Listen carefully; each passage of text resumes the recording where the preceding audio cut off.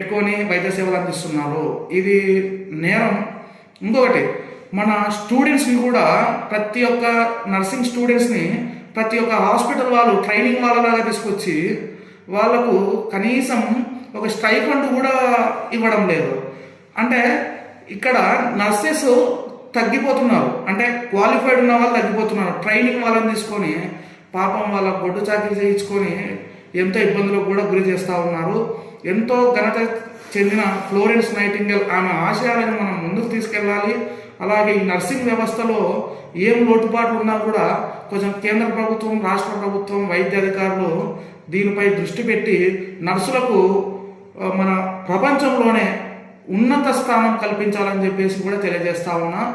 ఆరోగ్య భద్రత, ఉద్యోగ భద్రత ఖచ్చితంగా నర్సులకు ఏ హక్కులైతే ఉన్నాయో అవన్నీ కూడా వారికి కల్పించాల్సిందిగా కోరుతా ఉన్నాను. ధన్యవాదములు.